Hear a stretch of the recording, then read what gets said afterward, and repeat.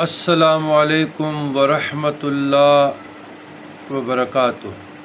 اللہم صلی علی سیدنا محمد وعلی آل سیدنا محمد وبارک وسلم۔ عزیزان گرامی،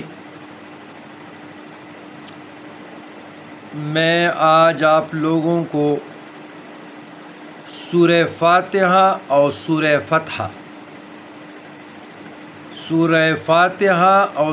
فتح اس کی تھوڑی سی تو پہلے احادیث کی روشنی میں فضیلت بتاتا ہوں، پھر جو بزرگان دین کے مجرب عملیات میں سے تھے وہ طریقہ بتاتا ہوں۔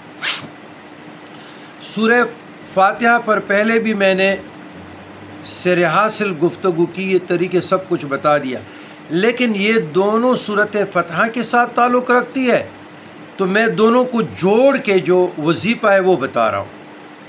سورہ فاتحہ الحمد نماز کے علاوہ بھی ہر آیت کے معنی سمجھ کر پڑھا کرے، اس لیے کہ حدیث شریف میں آیا ہے فاتحہ رتبہ کے اعتبار سے قرآن کی سب سے بڑی سورت ہے، یعنی 7 مثانی 7 بار پڑھی جانے والی آیتیں، اور قرآن کریم رتبہ کے لینتھ کے حساب سے نہیں، وہ تو سورہ بقرہ ہے، رتبہ کے حساب سے۔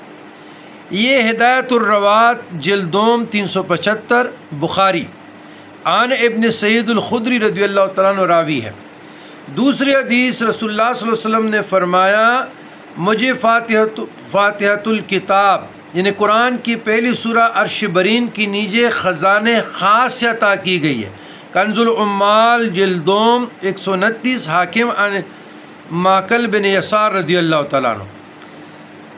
اچھا، یہ سورہ فاتحہ لا علاج بیماریوں کا علاج۔ اب سورہ فتح کی فضیلت کی طرف آتے ہیں۔ سورہ فتح حدیث شریف میں آیا ہے رسول اللہ صلی اللہ علیہ وسلم نے فرمایا کہ سورہ فتح بھی ان تمام چیزوں سے زیادہ محبوب ہے جن پر سورج طلوع ہوتا ہے، یعنی تمام دنیا سے۔ بخاری ترمذی عن ابن عمر۔ اچھا، امام جزری نے حسن حسین میں صفحہ 311 میں لکھی ہے کہ سورہ فتح بھی ہفتہ میں کسی دن یا جمعہ کو پڑھا کرے۔ جو میں نے حدیث کوٹ کی نا کہ حضور علیہ السلام نے فرمایا سورہ فتح مجھے ان تمام چیزوں سے زیادہ محبوب ہے جس پر سورج طلوع ہوتا ہے، یعنی تمام دنیا سے مجھے محبوب ہے۔ اچھا، یہ جو 2 سورتیں سورہ فاتحہ اور سورہ فتح، جو بندہ یہ چاہتا ہے کہ اللہ کریم مجھے فتح عطا فرمائے، خصوصاً سروس مین لوگوں کے لیے جو سروس میں وہ ٹرمینیٹ ہو جاتے ہیں، یا زمینوں کے معاملات فتح کے لیے، یہ دونوں صورتیں، یہ جو ابھی جو وظیفہ دے رہا ہوں اکابرین سے، یہ فتح کے لیے، مقدمات میں فتح یابی کے لیے، دشمنوں کو سرنگوں کے لیے، اور کوئی سسپینڈ ہو جائے، ٹرمینیٹ ہو جائے، برخاست ہو جائے، تو اپنے حق میں اگر حق پہ، اگر کا لفظ تو شک کا ہے، تو اپنے حق میں مقدمہ میں فتح یابی کے لیے پھر کیسے آپ کریں گے؟ سورہ فاتحہ 41 مرتبہ بسم اللہ کے ساتھ پڑھیں۔ بسم اللہ الرحمن الرحیم، الحمدللہ، میم کے زیر کو الف لام میم سے ملانا ہے، اور سورہ فتح یہ 41 مرتبہ کریں۔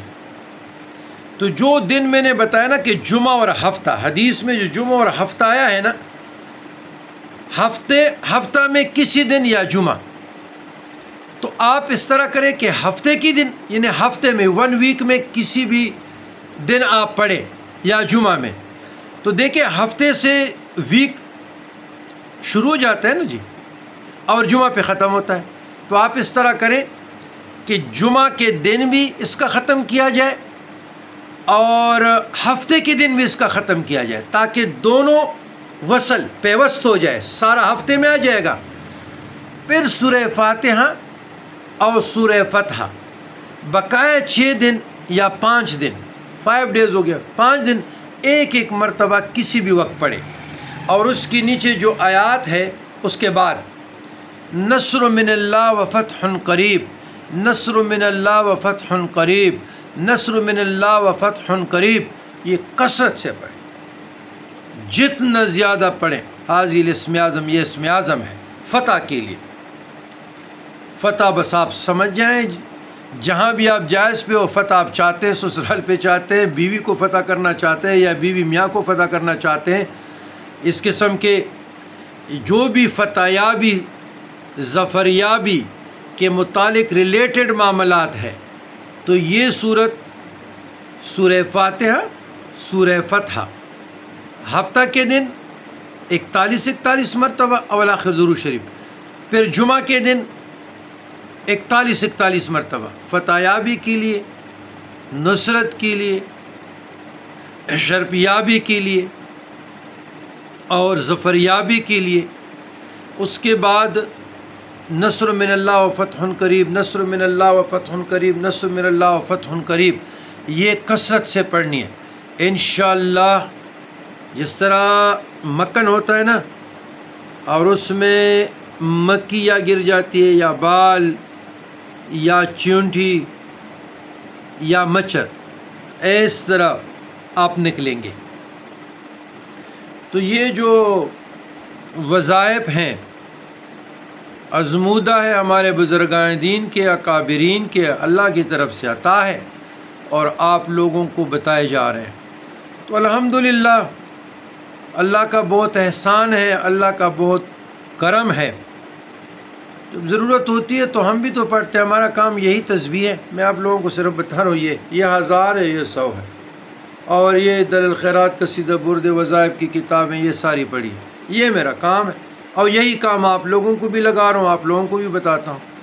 میرا اور کوئی کام نہیں، صرف یہی کام ہے۔ یہ میرا کمرہ ہے، یہ میرا دسترخوان ہے، یہی بیڈ میری آرام گاہ ہے، یہ سامنے ضروری کتابیں اور لائبریری میری اوپر ہے۔ اگر کوئی ضرورت ہو جائے پھر کتابوں کے لیے، انہیں زیادہ تر ریفر کرتا ہوں کہ جو نازک مسائل ہے اس میں نہیں پڑھنا چاہتا، تو عدت کے ہو گئے، طلاق کے ہو گئے، یہ اس جو مختلف بھی مسائل میں کہ تو جو علماء سے اور مفتیان عظام سے کر لیں۔ اگر کہیں بھی پھر ان کو سمجھ نہیں آتی تو ہم پھر اللہ کی رضا کے لیے رہنمائی کرتے ہیں۔ تو آپ لوگ بھی اس پہ عمل کریں اور جہاں تک ہو سکے دوسروں کو فائدہ پہنچائیں، اللہ بڑا خوش ہوتا ہے۔ جو بھی مجبور الحال ہے، جو بھی مصیبت زدہ ہے، جو تکلیف میں ہے، ان کی مدد کریں۔ تو ہمارے ساتھ دولت تو نہیں ہے، یہاں دین کی دولت ہے، یہ میں بانٹ رہا ہوں کہ اللہ آپ نے جو مجھے میرے اکابرین سے، میرے مشائخ عظام سے، میرے جو حسب نسب میں جو بزرگان دین گزرے ہیں، جس کا میں خون ہوں، جو میرے سینے میں ان لوگوں نے ڈالا ہے، یا اللہ میں اس کو تقسیم کر رہا ہوں آپ کی رضا کے لیے۔ بس یہی ہمارے ہاں ہیں، ہم آپ لوگوں کو بانٹ رہے ہیں۔ تو آپ بھی مصیبت زدہ جو تکالیف میں ہے، جو معاشرے کے پسے ہوئے لوگ ہیں، خدا رو ان کی مدد کیجئے کسی شکل میں بھی۔ اس کو دعا تو دے سکتے ہیں نا، السلام علیکم ورحمۃ اللہ تو کہہ سکتے ہیں نا، پیار بانٹو۔ دیکھیں جو بڑے لوگ ہوتے ہیں نا، بڑے لوگ، وہ اپنے لیے محلات نہیں بناتے، اپنے لیے بڑی بڑی گاڑیاں نہیں لیتے، اپنے لیے قیمتی اشیاء نہیں لیتے، وہ اللہ کے مخلوق پہ خرچ کرتے ہیں۔ عقل اللہ کی مخلوق اللہ والوں کی پہلی ترجیح ہے،